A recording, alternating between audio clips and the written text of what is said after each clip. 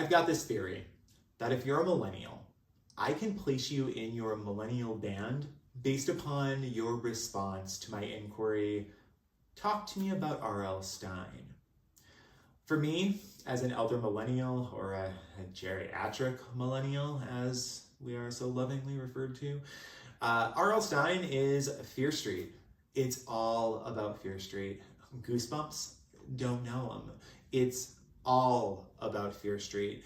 Fear Street took up the majority of my 5th and 6th grade years and provided me with some of the only popularity that I really experienced during my elementary years. I would use my paper route money to buy the books, and then after I finished reading them, would disperse them amongst readers, and then we'd talk about them. So I don't know if that's necessarily a popularity, but it was a delightful 2 years. And now that we're in spooky season, I thought it would be a nice time to revisit some of those Fear Street books and rank them, coming up with my top 10 Fear Street books. And when I'm talking about Fear Street books, I mean the originals, the ones that came out in the late 80s and all throughout the early 90s. I know there have been other series afterward. I didn't keep up with them, so I don't know what happened after. So I'm going to stick with what I know. Early 90s, Fear Street. Let's go number 10. Coming in at number 10 is Halloween Party, which is one of the higher ranked Fear Street books in terms of reader happiness. And the reason it's on this list is because this is the first Fear Street book that I ever read. And it was this cover that made me absolutely need to get this book. Also, can we just appreciate for a second Bill Schmidt's artwork? Some of the best Fear Street cover art came from that artist, and it is just chef's kiss. Here in this book, we see this spooky pumpkin in the shape of a skull chasing this young woman through a graveyard. I am down for some supernatural shenanigans. Bring them on. But it didn't. Instead, it turned out to be a slightly convoluted revenge murder plot that could have just been so much simpler. However, despite the fact that the cover kind of lied to me and there was no supernatural goodness, it still brought me into Fear Street and I kept coming back. So while that one wasn't the most exciting book, in my next choice, number 9, I got one of the most gruesome deaths of the Fear Street series. Feel free to argue with me in the comments about it, but number 9 is Lights Out. And this book is particularly well known for being the source material for one of the Netflix movies that came out a couple of years ago. And really, it's not anything special, quite honestly, except for the death of one of the camp counselors whose necklace gets caught in a pottery wheel and slowly drags her down until literally the pottery wheel is wearing her face off. And that has stuck with me for so long. I think about that every once in a while and just like, Gotta make sure you tuck those necklaces in. Gotta be careful around the pottery wheels. It has literally stuck with me. And so that's why it's here at number 9. And from number 9, let's move on to number 8, which is Goodnight Kiss. I am a sucker for a vampire story, and Goodnight Kiss was just that. It was a Fear Street super chiller. Those were slightly longer. And so you got a bit more book. You got a bit more to explore within a super chiller. And I totally ate this vampire story up.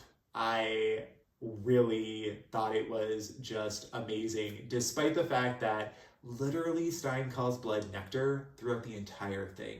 And there are bats flying in the daytime, and I just suspended my disbelief because my favorite author at the time was writing a book about my favorite type of supernatural character, and I just kind of forgave all kinds of plot hole sins with this one. But it was still an enjoyable book. I can remember reading it on a lawn chair in my front yard the day that it came out. My dad picked it up from the bookstore on his way home from work, and I got through it in like a day. So just for that fact, that's why it's on my list. That's why we landed at number 8. Now, this particular book might not have been the most well-crafted. Goodnight Kiss, it was okay. However, my next choice, number 7, number 7, much more carefully crafted, and that is Ski Weekend. For some reason, this book intimidated me, and I think it was the cover, because the cover is this guy looking through the window at a bunch of people in a chalet at a ski resort, and it was like he was looking at me, he was threatening me.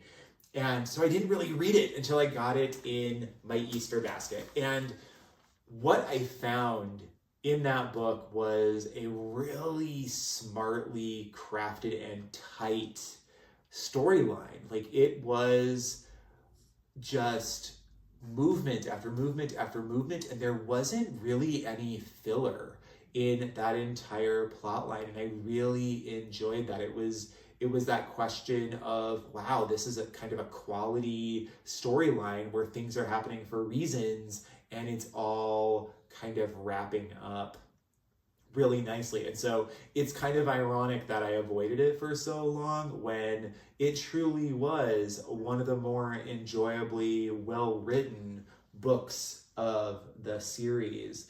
Now, the next one is a similar situation, and it's The Wrong Number, and this is coming in at number 6. I also really enjoyed The Wrong Number for twists. This is really where I was taught not to trust R.L. Stine as an author, because he could, make certain things happen with characters that maybe shouldn't have happened, right? So in this book, we get the Chuck twist, which I really didn't see coming at that point in time. Like, now, if I were to reread it, I might see it. I probably would see it. I see it. I'd like to think I would see it. Maybe I wouldn't. I don't know. But I just remember that being a moment where I was like, wait, that can happen? Because you remember, these were the books that kind of helped me transition out of books like Bunnicula and Holiday Inn and into more adult-ish books. And so I started encountering more complex plots. And this was one of those where I was really like, oh my gosh, I didn't realize that could happen. That kind of twist where everything that I thought was true turned out not to be true, and that gave me the insight to start looking for clues in the books, which came in additionally helpful for my next selection, which is book number 5, The Stepsister, which is also a classic for a great R.L. Stine twist. You've got Emily and Jesse, whose parents have gotten remarried to each other, and all of these weird things start happening to Emily, and it seems like Jesse's doing it. And part of what was so interesting about this book is one of the big fears in school at that point in time was anyone's parents getting divorced. It was this kind of moral panic thing. And there was a lot of talk about, oh, well, what do you do if your parents get divorced? And what do you do if your parents get remarried? And this was like the worst case scenario of what could happen there. And that just made it fascinating. And then the twist at the very end that you kind of didn't see coming as you were reading it, just made it that much better. So number 5, the Stepsister, and this whole notion of like family and family dynamics that we explored in Stepsister comes into play in my next pick, which is Cheerleaders, the First Evil. In this, we're introduced to sisters Bobby and Corky, and again, this is included, one, because this iconic cover, this is one of the first things I think about when I think about the Fear Street series. Again, Bill Schmidt, amazing work. And one of the most gruesome deaths. Again, we've got Lights Out and we've got First Evil, where Bobby is literally kind of boiled to death in the shower. Like, that's how that works. And the description of it was so terrifying to me as a 5th grader, 6th grader, that it's stuck with me. This was a really also interesting like trilogy. It's sometimes considered separate from the Fear Street series, but at the moment they were just being released as though they were the next Fear Street title. So I always think of them as part of the original series. But gruesome death, great artwork, really interesting storyline. Which that storyline becomes important because my next title, my next inclusion is going to be at number 3, the Fear Street Sagas. Like the Cheerleaders, this was a mini-series. These came out as kind of this unit within the larger Fear Street series as we read them. And what was so unique about this trilogy is that they really broke down, as I said, I love a book with scope, and they really broke down how Fear Street came to be and who the people behind Fear Street were. This is also one of the last sets of Fear Street books that I read, and it was a bit of a breath of fresh air because at this point in time, R.L. Stine was getting really big. Goosebumps was everywhere. There was the TV show. He started getting stretched really, really thin, and books felt like they were more like Mad Libs. And this was something different. This was a different time, a different place, a different history, and it did things differently and kind of made Fear Street feel new and relevant to me as a reader again. This, of course, did lead into a new series, Fear Street Sagas. I never got into them, but I loved this trilogy for the history of Fear Street. I love a story with scope, and that one provided it. Now we're up to number 2, and number 2 is Silent Night. Reva is a character that I did not particularly enjoy, and I don't think you're supposed to enjoy her. She's a spoiled brat who is suddenly being stalked, and all these terrible things are happening to her, and it put you in this different kind of position where you were kind of happy these things were happening to her, like, you're getting your just desserts. And there was something really cathartic about that, right? Like, one of the reasons that we read these stories is because there's some pleasure in feeling scared, but there's also some pleasure in terrible people getting what's coming to them. And that was Reva.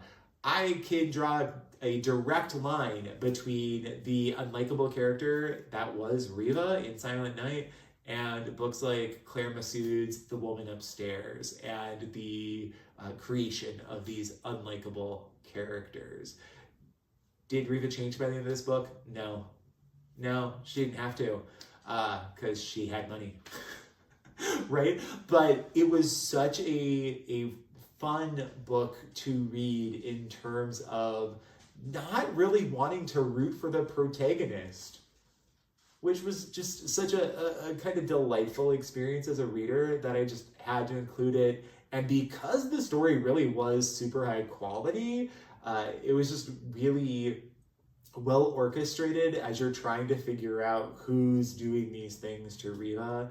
And the opening chapter there's this flash forward where she's putting on lipstick and her lip starts bleeding because someone's put a pin in her lipstick. And then the book starts like 2 or 3 weeks earlier. It was that kind of setup that just made it so good. But even though Silent Night was so good, it is still not as good as my first pick, which is The Secret Bedroom.